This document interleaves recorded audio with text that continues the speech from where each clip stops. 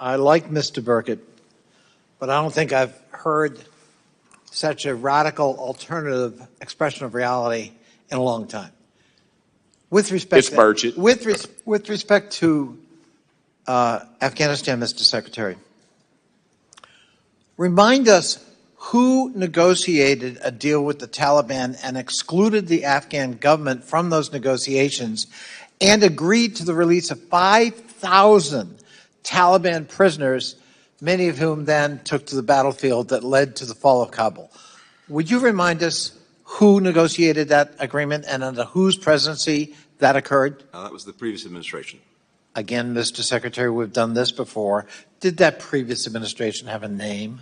The Trump administration, yes. The Trump administration. Thank you. And with respect to Gaza, the idea that Hamas, and I have no truck for Hamas, they are a terrorist organization that committed repugnant acts and atrocities on October 7th. But with respect to the blockage of or interference with truckloads of food, fuel, medicine coming into Gaza, who has blocked the entrances into Gaza? Was it Hamas or was it the IDF? I don't think either has blocked the entrances into Gaza. The issue has been making sure that there were more entrances so more aid could get in, and we've been working every single month with Israel. Mr. Secretary, in the previous 10 days, 350 truckloads were allowed into Gaza. That's 35 a day. They need 600. It isn't Hamas or Palestinian Authority that is blocking those trucks. It's somebody else. Well, I'll give you an example. In the last, just in the last couple of weeks, because of the operations around Rafah, the Rafah gate, one of the essential gates, was closed down. And we want to see that reopened. Right. Now, as it happens right now, the Egyptians are not moving forward with some assistance to go through Rafah because they're concerned about the ability to distribute the aid once it's on the other side of the gate because of the combat operations. So we're working to find a way to do that. Doing this in a combat environment is incredibly challenging. Yes.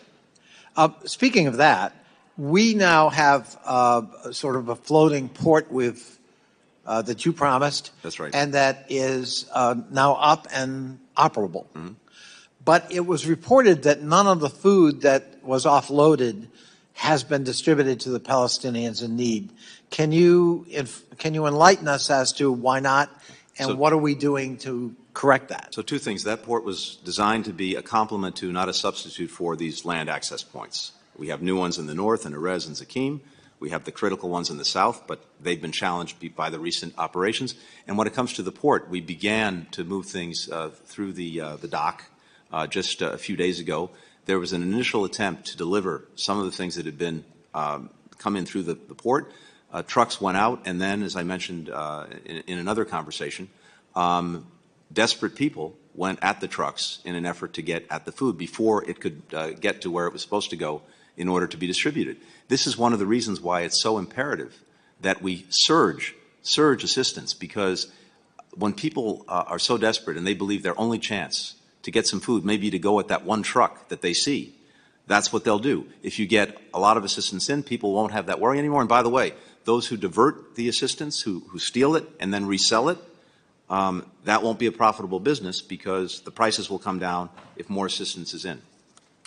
And for the record, Mr. Secretary, how would you characterize communications between your office and the White House and the Israeli government with respect to Rafah and with respect to humanitarian aid?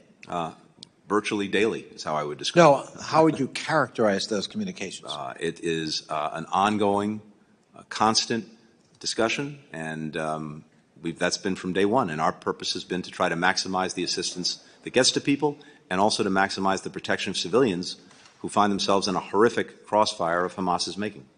I think it's really important to emphasize that, because I think sometimes the President and you have been subject to criticism as if you were not making those daily communications, and presumably they're pretty emphatic.